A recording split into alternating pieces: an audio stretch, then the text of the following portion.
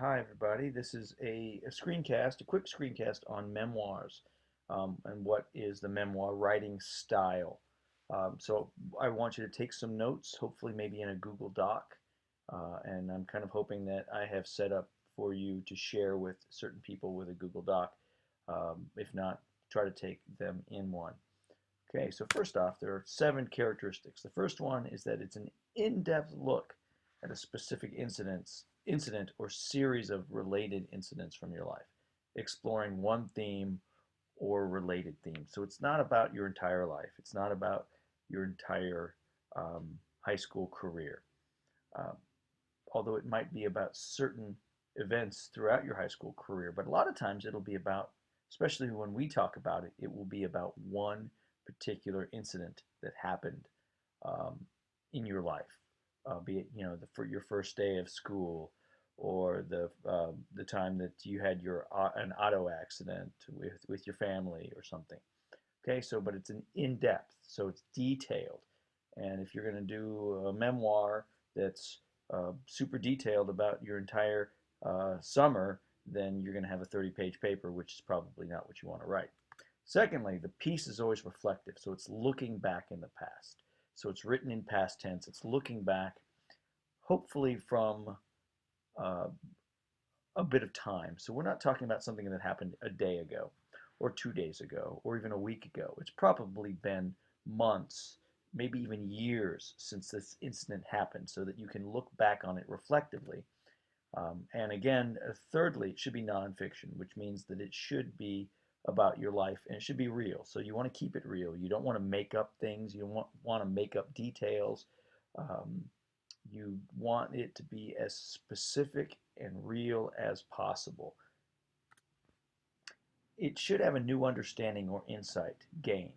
A lesson is learned, relearned, or reinforced. So you might look at your first day of school as a high school student last year and think, oh my goodness, gosh, I was so scared then, and now I think back and I didn't have anything to worry about. Or maybe you thought at the time, I didn't have anything to worry about.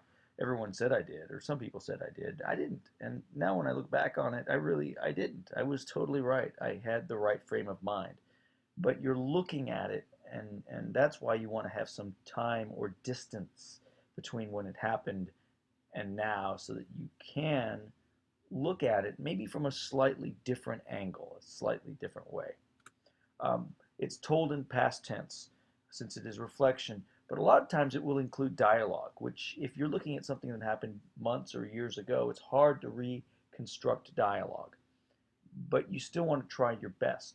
You don't want to make yourself sound cooler than you did then. You don't want to add dialogue that wasn't said so you create some kind of dramatic effect. You want to, again, be as real as possible as you reflect on this. But dialogue is a great way of creating character and conflict in a piece if it actually happened.